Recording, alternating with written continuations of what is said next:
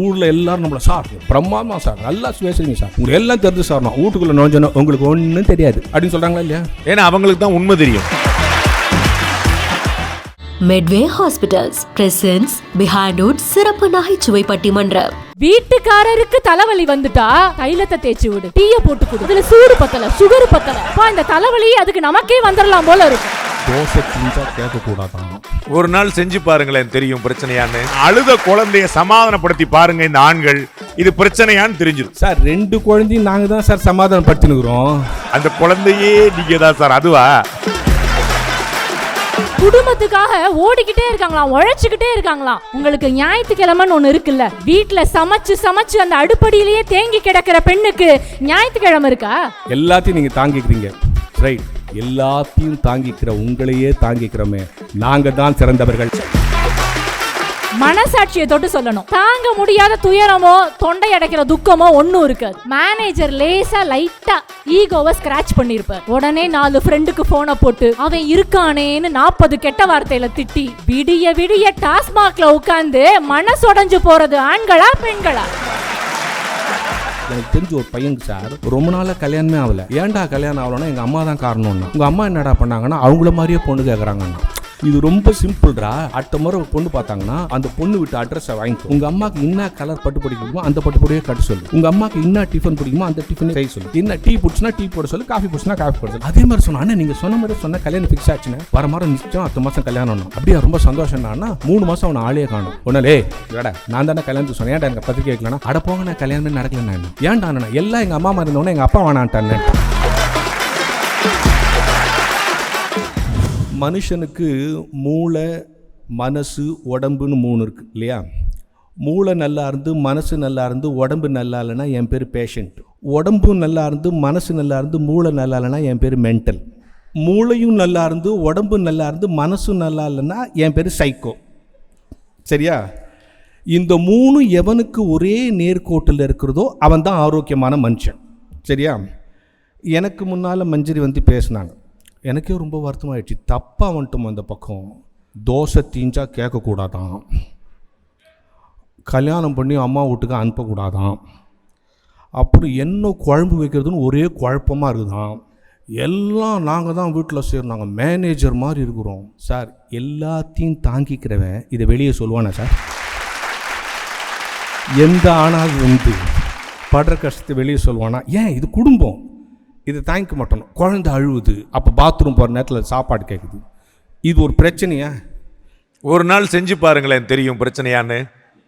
ஒரே ஒரு நாள் செஞ்சு பாருங்க, அழுத குழந்தைய சமாதானப்படுத்தி பாருங்க இந்த ஆண்கள், இது பிரச்சனையான்னு தெரிஞ்சிடும். சார் 2 குழந்தையும் நாங்கள் தான் சார் சமாதானப்படுத்தினுக்கிறோம். அந்த குழந்தையே நீங்க தான் சார். அதுவா? இப்போ கேள்வி என்னன்னா, யாருக்கு நிறைய ஒர்க் இருக்குதுங்கிறது இல்லை, எல்லாருக்கும் ஒர்க் இருக்குது. கணவனுக்காக இருக்கிறவனுக்கு ஒர்க் இருக்குது, மனைவியாக இருக்கிறவனுக்கு ஒர்க். பட்டிமன்றம் என்கிற ஒரு நீண்ட இலக்கிய கலை வடிவத்தை இன்றைக்கி நாம் உயர்த்தி பிடிக்கிறோம். அந்த பட்டிமன்றத்தில் நடுவர் சொன்ன மாதிரி இந்த ஆண்களா பெண்களாங்கிற தலைப்பு தான் அடிக்கடி வந்து போகுது. ஆனால் இன்றைக்கி நம்ம பேச போகிற தலைப்பு என்னென்னா, ஒரு பெண்ணுக்கு எப்படி அந்த தாங்குகிற குணம் இருக்கா, ஆண் அதை தாங்கிக்கிறானா? இதானே சார் இன்றைக்கி கேள்வி. ஒரு விஷயம் எனக்கும் ஸ்ட்ரெஸ் இருக்கும், அவங்களுக்கும் ஸ்ட்ரெஸ் இருக்கும், எல்லாருக்கும் ஸ்ட்ரெஸ் இருக்கும். யார் தாங்கிக்கிறா? பெண்கள் உடனே சொல்லுவாங்க அவங்க பலவீனமாக இருக்கிறாங்க அப்படின்னு சொல்லுவாங்க. இல்லை நாங்கள் தான் எல்லாத்தையும் தாங்குறோன்னு சொன்னாங்க. நாங்கள் நீங்கள் தாங்குறவங்களால முயற்சி செய்கிறீங்க, முடியல. ஏன் தெரியுமா முடியல? 3 காரணம். இந்த 3 காரணத்தில் தான் நாங்கள் உங்களை விட ஒரு ஸ்டெப் முன்னால் இருக்கிறோம். அதனால் நாங்கள் அந்த 3 காரணத்தை சொல்லிட்டு நான் போயிடுறேன், வேறு ஒன்றும் இல்லை. முதல் காரணம் என்னென்னா, அவங்க ஒரு எமோஷனல் கேரக்டர். இப்போ எல்லா டிவி சீரியல்லையும் எவ்வளவு ஒருத்தி அழுதுனே இருக்கிறாங்க. 3 வருஷமா 4 வருஷமாலாம் அழுவுறா சார். நீங்க அழுகிறது யாருன்னு பாக்குறீங்க? யாரால் அழுகுறான்னு பாருங்க. இன்னொரு பொண்ணு தான் அழ வைக்கிறேன். அடுத்தது வரேன் நான். இன்னொரு பொண்ணு. என்னுடைய எம்ஃபில் தீசிஸே அதான் சார், தொலைக்காட்சி தொடர்களில் பெண் கதாபாத்திரங்கள் ஒரு பார்வை. 3 வருஷமா ஒரு அது அங்கே உட்காந்துக்குது, நம்ம வீட்டில் உட்காந்து அதை பார்த்துட்டு இது இங்கே உட்காந்து. நான் கேட்குறேன், அவள் தான் அழுகுறா, நீ ஏன் அழுகுறான்னா? அவள் ஏன் அழுகுறான்னு தெரியல, அதனால நான் அழுகுறேன். ஒரு நாள் அதில் நடிக்கிற பொண்ணே கேட்டேன், ஏமா 3 வருஷமா அழுகுறேன், ஏமா அழுகுறான்னு தெரில சார், டைரக்டர் அழு சொல்கிறாரு, நான் அழுகுறேன் சார், ஏன் அழுகுறேன்னு எனக்கே தெரில சார். ஒரு நாள் அந்த டைரக்டர் கேட்டேன், ஏன்டா 3 வருஷமா ஒரு பொம்பளை பிள்ளைய அழ வச்சிருக்கிறேன், இது நல்லா இருக்குதானா? சஸ்பென்ஸ். ஏன் அவள் ஏன் அழுகுறான்னு தெரிஞ்சால் சீரியல் முடிச்சிருன்றான். எப்படா சீரியல் முடியும்னா அவன் ஏன் அழுகுறான்னு எனக்கு தெரிஞ்சால் முடிஞ்சிடும். இது ஒரு எமோஷனல் கேரக்டர். ஆனால் உங்களை இந்த ஒன்று கம்பேர் பண்ணி பார்க்குறது. இப்போ சொன்னாங்க பார்த்தீங்களா, கவலை கண்ணும் சாதாரண சின்ன சின்ன விஷயத்துக்கெல்லாம் கவலைப்படுவாங்க. ராத்திரி என்ன சமைக்கிறதுனே தெரில, இது ஒரு கவலை. நம்மக்கிட்ட வந்து கேட்பாங்க, ஏங்க ரசம் வைக்கட்டுமா சாம்பார் வைக்கட்டுமா, ரெண்டும் ஒரே மாதிரி தான் இருக்கும், அது வேறு விஷயம். அந்த மாதிரி டைமில் நான் என்ன தெரியுமா சொல்கிறேன், புத்தால்தனமா, ஏமா முதல்ல நீ வச்சிரு அப்புறமா நம்ம பேர் வச்சுக்கலாம். அப்போது யோசித்து பாருங்களேன், ஒரு கவலைப்படுகிற குணம் இருக்குது, எமோஷன் ஆகுது. இன்னொன்று கம்பேர் பண்ணி பார்க்குறது, அடுத்தவங்களோட கம்பேர் பண்ணி பார்க்குறது. ஆணுக்கு என்னென்னா, ஒரு பிரச்சனை வரும்போது ரொம்ப சைலண்ட்டாக அதை சால்வ் பண்ணிவிடுவான், அவங்களுக்குன்னு தெரியாமல் சால்வ் பண்ணிவிடுவான். எனக்கு தெரிஞ்ச ஒரு பையனுக்கு சார் ரொம்ப நாளாக கல்யாணமே ஆகலை. ஏன்டா கல்யாணம் ஆகலைன்னா எங்கள் அம்மா தான் காரணம்னா. உங்கள் அம்மா என்னடா பண்ணாங்கன்னா அவங்கள மாதிரியே பொண்ணு கேட்குறாங்கண்ணா. இது ரொம்ப சிம்பிள்ரா. அடுத்த முறை பொண்ணு பார்த்தாங்கன்னா அந்த பொண்ணு விட்டு அட்ரஸை வாங்கிக்கோ. உங்கள் அம்மாவுக்கு என்ன கலர் பட்டு பிடிக்க பிடிக்குமோ அந்த பட்டு பொடியே கட்டு சொல்லு. உங்கள் அம்மாவுக்கு என்ன டிஃபன் பிடிக்குமோ அந்த டிஃபனே பிடிக்க சொல்லு, சாப்பிட சொல்லு, செய்ய சொல்லு. என்ன டீ பிடிச்சினா டீ போட சொல்லு, காஃபி பிடிச்சினா காஃபி போட சொல்லு, ஸ்ட்ராங்குனா ஸ்ட்ராங்கு, லைட்லாம் லைட்டு. பாட்டு பாட சொன்னாங்கன்னா உங்கள் அம்மாவுக்கு என்ன பாட்டு பிடிக்குமோ அந்த பாட்டே சொல்கிறேன் அப்படின்னா. அதே மாதிரி சொன்னேன், அண்ணா நீங்கள் சொன்ன மாதிரியே சொன்னால் கல்யாணம் ஃபிக்ஸ் ஆச்சுன்னா வர மாதம் நிச்சயம், அடுத்த மாதம் கல்யாணம்னா. அப்படியே ரொம்ப சந்தோஷம்னா 3 மாதம் அவனை ஆளையே காணும். ஒன்றாலே ஏடா நான் தானே கல்யாணத்துக்கு சொன்னேன், ஏன்டா எனக்கு பத்திரிக்கை வைக்கலன்னா, அட போங்க நான் கல்யாணமே நடக்கலைன்னா என்ன ஏன்டா அண்ணா, எல்லாம் எங்கள் அம்மா மாதிரி இருந்தோடனே எங்கள் அப்பா வேணான்ட்டான்னுட்டான். ஒரு பெண்ணுக்கிட்ட போய் நீ மேன்மையான வழியில்லைன்னு சொல்லி பாருங்க. ஆமாம் நான் மேன்மையான வழியில் தான், என்ன இப்போ அப்படின்வா. நீ உன்னதமான வழியில்லைன்னு சொல்லி பாருங்க. ஆமாப்பா நான் சாதாரண ஆள் தான் இப்போ நானும் அப்படின்வா. அதே ஒரு பொண்ணுக்கிட்ட போய் நீ அழகான வழி இல்லைன்னு சொல்லி பாருங்க, செத்திங்க நீங்கள்.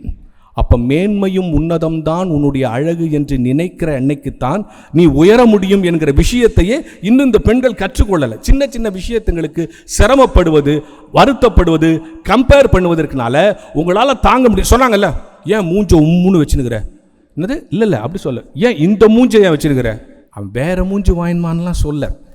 இந்த மூஞ்சி பிடிக்கலனாலும் இது கூட தான் இருக்கணும்னு அவனுக்கு தெரியும். என்ன சொல்ல வரான்னா, சந்தோஷமாக இரு, உன் முகத்தை சிரிச்ச மாதிரி பார்க்கணுன்னு ஒரு ஆண் விரும்புறது தப்பா சார்? இதை சொல்லி இந்த அம்மா மேடையில் வந்து இப்படி சொல்லி நீங்கள் நல்லபடியாக நடத்தினா அவங்க ஏன் சார் அப்படி இருக்க போகிறாங்க? நீங்கள் எப்போதும் சிரிச்சிருக்கணும். சிரமம் அதான் இப்போ எனக்கு இருக்கிற சிரமங்களை விஷயம் என்ன தெரியுமா சார்? உங்களுக்கு சொல்லுவாங்க, ஒன்று சொல்லுவா. அவங்க நினச்சிக்கிட்டு இருக்காங்க எல்லாம் நாங்கள் தான் தாங்கினுக்கிறோம், நாங்கள் நம்ம ஊரில் எல்லோரும் நம்மளை சார் நீங்கள் பிரமாதமாக சார், பயங்கரம் சார், நல்லா பேசுகிறீங்க சார், உங்களுக்கு எல்லாம் தெரிஞ்சு சார், நான் வீட்டுக்குள்ளே நோஞ்சணும் உங்களுக்கு ஒன்றும் தெரியாது அப்படின்னு சொல்கிறாங்களா இல்லையா? ஏன்னா அவங்களுக்கு தான் உண்மை தெரியும். அந்த உண்மையை நான் சொன்னோன்னா நாங்கள் கோச்சிக்கிறோமா? சரிம்மா உனக்கு தெரியாது, அவனுக்கு தெரிஞ்சுக்குது, சரி முட்டுறணும். அப்போது தாங்கிறதுனா என்ன தெரியுமா? எக்ஸ்ப்ளாய்ட் பண்ணது கிடையாது, வெளியே சொல்லி வேதனைப்பட்டது கிடையாது. அதை என் குடும்பம், என் கடமை, என் வாழ்க்கை என்று ஏற்றுக்கொள்ளுகிறோமே, அப்படி சமூகத்தினுடைய குடும்பத்தினுடைய கௌரவத்திற்காக பல்வேறு விஷயங்களை மனதில் புதைத்து கொண்டிருப்பதால் தான் பல ஆண்களுக்கு ஹார்ட் அட்டாக்காக வருது இல்லையா? அப்போ இன்னொரு விஷயம் என்ன தெரியுமா? உங்களுக்கு ஒரு விஷயம் தெரியுமா சார்? எல்லாத்தையும் டிப்ளமேட்டிக்காக நம்ம ஆண்கள் டீல் பண்ணுறோம். இன்னொரு விஷயம் சொல்லுவா. இப்போ இங்கே இருக்கிற பெண்கள்லாம் நிறைய பேர் வந்திருக்கீங்கல்ல, நீங்களாம் தலையில் பூ வைப்பீங்களா? பூ வைப்பீங்களா? ஆமாம். எனக்கு பசிச்சின்னு வச்சுங்க வயிறு சூடாயிடும், உணர்ச்சி வசப்பட்டேன்னு வச்சுங்க உடம்பு சூடாயிடும், கோவப்பட்டேன்னு வச்சுங்க மூளை சூடாயிடும். இதுதான் சயின்ஸ், சரியா? பசிச்சா வயிறு சூடாயிடும், உணர்ச்சி வசப்பட்டால் உடம்பு சூடாயிடும், கோவப்பட்டால் மூளை சூடாயிடும். இதில் யாருக்கு தெரியுமா சீக்கிரம் மூளை சூடாயிடும்? பெண்களுக்கு தான் சீக்கிரம் சூடாயிடுமா. அதனால தான் அந்த குளிர்ந்த மலரில் கொண்டு போய் அங்கே வச்சு அது சூடாகாமல் பார்த்துக்கிறது. அதனால தான் சொல்லுது, கோவம் வந்தோன்னா பூவை பிச்சு எரியுது பார்த்தீங்களா, மூளை சூடாயிடுச்சுன்னு அர்த்தம். ஒன்று சொல்லவா? ஒரு விஞ்ஞானி இருந்தான். அந்த விஞ்ஞானி ஆய்வு செய்வதற்காக ஒரு எலியை பிடித்து கொண்டு வைத்திருந்தான். அந்த எலியை கொண்டு வந்து வச்சுட்டு அவனுக்கு வேறு வேலை வந்துருச்சு, மறந்துட்டான். இந்த எலி பாட்டு ஜாலியாக விளையாடிட்டு இருக்கு. இவன் யோசிக்கிறான், என்னடா அது சும்மா விளையாடுனுக்குது, இவன் தான் கொண்டு வந்தான் சும்மா, இதுக்கு ஏதாவது ஒரு ட்ரைனிங் கொடுக்கணும்னு என்ன பண்ணிட்டான், ஒரு நாள் லஞ்ச் டைமில் அதுக்கு சாப்பாடே கொடுக்கல. அது கூண்டுக்குள்ளே இப்படியும் அப்படியும் ஓடி நினச்சா. அந்த டைமில் டக்குன்னு நடுவில் ஒரு மணியை விட்டான். இது அன்எக்ஸ்பெக்டடாக அந்த மணியில் இடித்தவொடனே சாப்பாடு வச்சான். அடுத்த நாள் அதே மாதிரி 12 மணிக்கு இப்படியும் ஓடிச்சு, மணியில் இடித்தவொடனே சாப்பாடு வச்சான். 3 நாள் ஆனோடனே எலிக்கு புரிஞ்சிச்சு, ஓ இந்த மணியில் இடித்தா இவன் சாப்பாடு வைக்கிறான்ட்டு. அன்னையிலேருந்து பசிச்சுன்னா நேரம் வந்து மணி அப்படி இடிக்கும், உடனே சாப்பாடு வச்சிருவோம். உடனே மற்ற சயின்டிஸ்ட்லாம் கூப்பிட்டாங்க, இங்கே வாங்க நான் எலி எப்படி ட்ரைனிங் பண்ணிப்பான் பாருங்கள். 12 மணி ஆனோன்னா மணி அடிக்கும், அதே மாதிரி படித்தவொடனே அப்படி இடிச்சிச்சு, சாப்பாடு வச்சான். இன்னும் மற்ற சயின்டிஸ்ட்லாம் வெரி குட்யா, மற்ற மிருகங்களை ட்ரெயின் பண்ணுறது கூட ஈஸி, நீ எலியவே ட்ரெயின் பண்ணியிருக்கேன், வெரி குட் பாராட்டிட்டு போயிட்டாங்க. இப்போ ஒரு புது எலியை கொண்டாந்து அந்த கூண்டுக்குள்ளே விட்டான். இந்த புது எலி நினச்சிச்சு, பழைய எலிக்கிட்ட கேட்குது, என்ன புஷ்ணு வந்துக்கிறானே, என்ன பண்ணுவான், நீ எனக்கு முன்னால் எங்கே இருக்கிறியே, நான் என்ன பண்ண போகிறான், நம்மளை வெட்டுவானா குத்துவானான்னு கேட்டுனுது. அது புது எலி பழைய எலிகிட்ட இருக்குது. அப்போ அந்த பழைய எலி சொல்லிச்சான், ஒன்றும் பயப்படாத. என்னது, ஒன்றும் பயப்படாத, இவன் ஒரு முட்டாள், ஏவன் சயின்டிஸ்ட், இவன் ஒரு முட்டாள், நம்மளை பிடிச்சின்னு வந்தான்ல, நமக்கு சாப்பாடு வைக்கணும்னு அவனுக்கு தெரியாது. இப்போ பாரு, நான் மணியில் இடிச்சோன்னா சாப்பாடு வைப்பேன், இந்த பாரு வைக்கிறேன் பத்தியா, இதுக்கு அவனுக்கு நான் 3 மாதம் ட்ரைனிங் கொடுத்தேன். எலி விஞ்ஞானி நினைத்து கொண்டிருக்கான் எலியை நாம் தான் படைக்கிறோம் என்று. எலி நினைத்து கொண்டிருக்கிறது விஞ்ஞானியை நான் தான் படைத்து கொண்டிருக்கோம் என்று. பல பெண்கள் நினைத்து கொண்டிருக்கிறார்கள் நம்முடைய பொறுமையால் தான் குடும்பம் நடக்கிறது என்று. ஆண்கள் வெளியே தெரியாமல் தங்கள் சோகங்களை எல்லாம் உள்ளே அடக்கி கொண்டு வருப்பதால் தான் குடும்பம். கடைசியாக நான் இப்படி சொல்லி முடிச்சுட்டா, எல்லாத்தையும் நீங்கள் தாங்கிக்கிறீங்கம்மா, எல்லாத்தையும் நீங்கள் தாங்கிக்கிறீங்க, ரைட், எல்லாத்தையும் தாங்கிக்கிற உங்களையே தாங்கிக்கிறோமே, நாங்கள் தான் சிறந்தவர்கள். நன்றி, வணக்கம். எதிரணியில ரொம்ப அழகா பேசினாங்க, வாய் விட்டு சிரிக்கிற மாதிரி இருந்தது அவங்க பேசினது. எங்களை பார்த்தா உங்களுக்கு சிரிப்பா இருக்கு. உண்மையை பேசினா மஞ்சரி அவர்கள் உண்மையை பேசினாங்க, நம்ம உணர்ந்தோம். அவங்க உண்மையை பேசல, அதனால சிரிச்சோம், அவ்வளவுதான் வித்தியாசம். முதல்ல அண்ணன் தேவகோட்டை ராமநாதன் ரொம்ப அழகா பேசினாங்க. என்ன சொன்னாங்க, மனைவிய பேயினாங்க, அடுத்து மனைவிய பெண் கொசு, அதுதான் கடிக்குது அப்படின்னாங்க. சயின்ஸ்மா, அறிவியல். நான் என்ன கேக்குறேன்னா, மனைவிய பேய் கொசுலாம் சொன்னதுக்கு அப்புறம் நீங்க வீட்டுக்கு போனோம்னா உங்க மனைவி உங்களுக்கு சோறு போடுறாங்கல்ல, அப்ப எதையும் தாங்கும் இதயம் உங்களுக்கு இருக்கா இல்ல உங்க மனைவிக்கு இருக்கா? அதுலயும் அடுத்து ராமாயணத்துல ராமனுக்கு தானே எவ்வளவு மனவலிமை இருந்தது, ஒத்துக்க முடியுமா? நீங்களே யோசிச்சு பாருங்க. சீதை அந்த அரக்கியர் கூட்டத்துக்கு நடுவுல உட்கார்ந்து இருந்தப்பையும் அனுமன் கூப்பிட்டப்பையும் நான் கிளம்பி வந்தா என் தூய ராமன் அம்பின் வில்லுக்கு அது மாசுன்னு வருத்தப்பட்டால, அதனால எஞ்சி போகாம இருந்தால. அப்ப சீதைக்கு மன வலிமை ஜாஸ்தியா, ராமனுக்கு மன வலிமை ஜாஸ்தியா? ராமனுடைய அம்பு வலிமையை சீதை சோதிச்சு பார்த்திருக்கா, பயபுல வர்றானா பாப்போம்னு. அது மாதிரி மஞ்சரி அவர்கள் சொன்னதை ஃபுல்லா அண்ணன் அருள் பிரகாஷ் என்ன சொன்னாங்கன்னா, நீங்க சொல்லி காட்டுறீங்க, புலம்புறீங்க, எதையும் தாங்கும் இதயம் இருந்தா நீங்க எல்லாம் சொல்லி இருப்பீங்களா அப்படின்னு கேட்டாங்க. எனக்கு என்ன சந்தேகம்னா, இப்படி ஒரு கேள்வியை கேட்டுட்டு அண்ணன் அருள் பிரகாஷ் அவர்கள் என்ன பண்ணாங்க, ராமநாதன் அண்ணன் ரொம்ப முக்கியமான ஒரு விஷயம் சொன்னாங்க. குடும்பத்துக்காக ஓடிக்கிட்டே இருக்காங்களாம், உழைச்சிக்கிட்டே இருக்காங்களாம், வேலைக்கு போயிட்டே இருக்காங்களாம். ஒரு நாள் கூட அவங்க வேலைக்கு போகாம இருக்க முடியலையா? உங்களுக்கு ஞாயிற்றுக்கிழமைன்னு ஒன்று இருக்குல்ல, வீட்டில் சமைச்சு சமைச்சு அந்த அடுப்படியிலேயே தேங்கி கிடக்கிற பெண்ணுக்கு ஞாயிற்றுக்கிழமை இருக்கா? அன்னைக்கு தான் அவளுக்கு டபுள் ஷிஃப்ட். அப்பா ஓடுறத கேட்பாரு, மகன் பறக்கிறத கேட்பான், பொண்ணு ஓடுறது போடுறத கேட்கும். இது எல்லாத்தையும் சமைக்கிறதுக்கு நம்ம 4:30 மணிக்கே எந்திரிக்கணும். இது எல்லாத்தையும் செய்யறது பெண்கள் தான். உங்களுக்கு அது லீவ் இருக்கு, பெண்களுக்கு தான் லீவே கிடையாது. இப்போ பூரா ஸ்விக்கி காரனும் ஜொமேட்டோ காரன் தானமா கொண்டு வர்றேன். நீங்க எங்களுக்கு நாங்க அவனே கல்யாணம் பண்ணிருக்கலாம் போல தெரியுது. எல்லா வீடுகள்லையுமா அந்த மாதிரி நடக்கிறது இல்லை. அதுவும் ஸ்விக்கி என்ன ஒரு வேடிக்கைனா, ஸ்விக்கி காரனும் ஜொமேட்டோ காரனும் வீட்டுக்கு டெலிவரி கொண்டு வந்து கொடுத்தா அங்கேயும் குறை சொல்றது பெண்களை தான். பெண்கள் சமைக்காம இருக்கிறதுனால தான் ஜொமேட்டோ வருதுன்னு சொல்றாங்க. ஏன் அந்த வீட்டில் அடுப்படி எங்க இருக்குன்னு ஆண்களுக்கு தெரியாதா? இன்னைக்கு ஆண் பெண் 2 பேருமே வேலைக்கு போறாங்க தான். ஆண்களுடைய வைப்பு நிதி எல்லாம் வைஃப் நிதியா மாதிரி ரொம்ப நாள் ஆச்சு. இப்ப 2 பேரும் வேலைக்கு போகக்கூடிய இந்த சூழல்ல குழந்தை வளர்ப்புக்காக யாராவது ஒருத்தர் வேலையை விட வேண்டும் என்ற கட்டாயம் வரும்போது அந்த கேள்வி யாரை நோக்கி திரும்புகிறது? அந்த பெண் எத்தனை பெரிய பதவியில் இருந்தாலும், எவ்வளவு சம்பாதித்தாலும், குழந்தை வளர்ப்புக்காக தன்னுடைய அடையாளத்தை தொலைக்க துணிபவள் பெண்ணாகத்தானே இருக்கா? அப்ப எதையும் தாங்கும் இதயம் ஆண்களுக்கு இருக்கா, பெண்களுக்கு இருக்கா? இப்ப இந்த கேள்விக்கு காலம் காலமா நடக்கிற ஒரு விஷயத்தை நம்ம இங்க பதிவு செஞ்சாலே இந்த கேள்விக்கான பதில் கிடைச்சிரும். இப்போ ஒரு கபடி ஆட்டம், எல்லாருக்குமே இந்த கபடி களம் தெரியும்ல.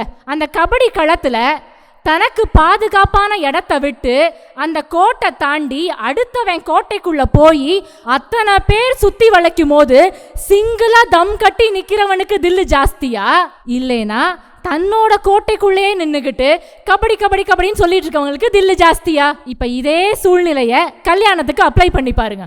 கல்யாணம் ஆனோனே ஆண்கள் தன்னோட வீட்டிலே இருந்துக்கிட்டு கபடி கபடி கபடிக்கு பதிலா எங்க அம்மா எங்க அம்மா எங்க அம்மா, எங்க அப்பா எங்க அப்பா எங்க அப்பா அப்படின்னு தன்னோட கம்ஃபர்ட் ஜோனுக்குள்ளே இருந்து கபடி ஆடிட்டு இருப்பாங்க. ஆனா ஒரு பெண் தான் அது நாள் வரை அவள் வாழ்ந்து வந்த வீட்டை விட்டு, சொந்தத்தை விட்டு, சுற்றி திரிந்த ஊரை விட்டு இடம் மாறி களம் ஆடுகிறாள்ல, உங்கள் எல்லைக்குள் வந்து இடம் மாறி களமாடுகிறாள்ல, அப்ப அவளுக்கு எவ்வளோ துணிச்சல் இருக்கணும். இப்ப சொல்லுங்க, யாருக்கு மன வலிமை ஜாஸ்தி? இந்த பெண்கள்னா அழகு அழகு அழகுன்னு சொல்றத தயவு செய்து கொஞ்சம் நிப்பாட்டுங்க. அது சொல்லாம இருக்க முடியலமா, கை நடுங்குது. இப்படியே சொல்லி சொல்லி சொல்லி தான் எங்களை அடக்கி வச்சிருக்காங்க. இதுக்கு ஒரு சின்ன சமீபத்தில் நடந்த ஒரு விஷயத்தை நான் சொல்றேனே. ஒரு 8 வயசு பொண்ணு, ஒரு ஃபயர் ஆக்சிடென்ட், உடம்பெல்லாம் செதஞ்சு போச்சு, கருகி போச்சு. அந்த பொண்ணுக்கு 28 பிளாஸ்டிக் சர்ஜரி பண்றாங்க. சர்ஜரி முடிஞ்சதுக்கு அப்புறமும் கூட அந்த பொண்ணு ரோட்ல நடந்து போகும்போது குழந்தைங்க எல்லாம் பேய் பேயின் பயந்து அலறி அடிச்சு ஓடுறாங்க. அந்த அளவு சர்ஜரி முடிஞ்சதுக்கு அப்புறமும் கூட முகம் வந்து சிதைந்த மாதிரி தான் இருக்கு. அப்பா அழுதுட்டே இருக்கிறாரு. அம்மா என்ன பண்றா, முதல்ல வீட்டில் இருக்கிற கண்ணாடியெல்லாம் தூக்கி வெளியில வீசுறா. என் பொண்ணுக்கு அந்த கண்ணாடியில தன்னுடைய முகத்தை பார்த்தா அவளுக்கு நம்பிக்கை குறைஞ்சு போயிருங்கிறதுக்காக கண்ணாடியெல்லாம் தூக்கி வெளியில போட்டாச்சு. இப்ப எந்த குழந்தைக்கு 28 பிளாஸ்டிக் சர்ஜரி ஒரு மருத்துவமனையில் நடந்ததோ அதே மருத்துவமனையில் தான் இன்றைக்கு அந்த குழந்தை ஒரு லீடிங் பிளாஸ்டிக் சர்ஜனாக இருக்கிறார்கள் என்றால், பெண்ணாலே அழகு, பிறை போன்ற நெற்றி, ஆப்பிள் மாதிரி கண்ணோ, இதை எல்லாத்தையும் உடைச்சு, இந்த பிம்பத்தை உடைச்சு, பெண்ணுனா அழகில்ல, அவள் அறிவின் உச்சம் தொட முடியும்னு ஒரு பொண்ணு எஞ்சி நின்னால, அதுதான் மனவலிமை, அதுதான் எதையும் தாங்கும் இதயம். அதுக்காக தான் சென்ற ஆண்டு நம்முடைய இந்திய அரசு அவளுக்கு பத்மஸ்ரீ விருது அளித்து சிறப்பித்தது. அந்த பெண்ணினுடைய பெயர் டாக்டர் பிரேமா தன்ராஜ். இப்ப இங்கேயே இத்தனை ஆண்கள் இருக்கீங்கல்ல, மனசாட்சியை தொட்டு சொல்லணும். தாங்க முடியாத துயரமோ தொண்டை அடைக்கிற துக்கமோ ஒன்றும் இருக்காது. மேனேஜர் லேசா லைட்டா ஈகோவை ஸ்கிராச் பண்ணியிருப்பார். உடனே 4 ஃப்ரெண்டுக்கு ஃபோனை போட்டு அவன் இருக்கானேன்னு 40 கெட்ட வார்த்தையில திட்டி, விடிய விடிய டாஸ்மாக்ல உட்கார்ந்து மனசொடைஞ்சு போறது ஆண்களா பெண்களா? நாங்களே வீட்டுல தொல்லை தாங்காம தான் ஆபீஸ் போறோம், அங்கேயும் அவன் தொல்லை பண்றான்னு ஒரு வருத்தம் தான். ஆண்களாவது வீட்டுல தொல்லை தாங்காம ஆபீஸ்க்கு போறாங்க, பெண்கள் வீட்டுல தொல்லை தாங்கலைனாலும் வீட்டுக்குள்ளேயே தாங்க இருக்காங்க. அதுதான் எதையும் தாங்கும் இதயம். ஆண்களுக்கு உண்மையை சொல்லணும்னா, திட்டு வாங்கினாலும் டாஸ்மாக் தான், அதிகமா துட்டு வந்தாலும் டாஸ்மாக் தான். அவங்களுக்கு சோகத்தை தாங்கிறதுக்கும் இதயம் கிடையாது, சுகத்தை தாங்கிறதுக்கும் இதயம் கிடையாது. இப்போ ஊர் பக்கம் ஒரு வழக்கம் இருக்கும், தலைவலியும் காய்ச்சலும் தனக்கு வந்தால் தான் தெரியும்னு சொல்லுவாங்க. ஆனால் அந்த தலைவலியும் காய்ச்சலும் தனக்கே வந்துட்டா பரவாயில்லன்னு கூட தோணும். எப்போ தெரியுமா? வீட்டுக்காரர் தலைவலியாக இருந்தா. வீட்டுக்காரர் தலைவலி தான், அது ஒரு பக்கம் இருக்கட்டும். வீட்டுக்காரருக்கு தலைவலி வந்துட்டா தைலத்தை தேய்ச்சி விடு, டீயை போட்டு கொடு, அதில் சூடு பத்தலை, சுகரு பத்தலை, அப்பா இந்த தலைவலி அதுக்கு நமக்கே வந்துடலாம் போல இருக்கும். இந்த ஆண்கள்லாம் சோள பொறி மாதிரி. வயல் காத்தையே தாங்க முடியாத ஆண்களுக்கு வயல் காத்தையே தாங்க முடியாத சோள பொறிக்கு புயல் காத்தை மட்டும் எப்படி தாங்க முடியும்? தலைவலியே தாங்க முடியாதான், இதுல எதையும் தாங்கும் இதயமா? எழுத்தாளர் ஜெயமோகனுடைய ஒரு அற்புதமான பதிவு இது. அவர்கிட்ட அவருடைய பொண்ணு கேட்டா, அப்பா அந்த காளிக்கெல்லாம் 16 கை இருக்குன்னு சொல்றாங்களேப்பா, அது உண்மையான்னு கேட்டா. அம்மாவை பார்த்துருப்பான் போல. நான் அவங்க வீட்டு அம்மாவை சொன்னேன். கிளைமேக்ஸை ஃபர்ஸ்டே ஓப்பன் பண்ணிடாதீங்க, அதை சொல்றேன். அது உண்மையாப்பா அப்படின்னு அந்த குழந்தை கேட்குறா.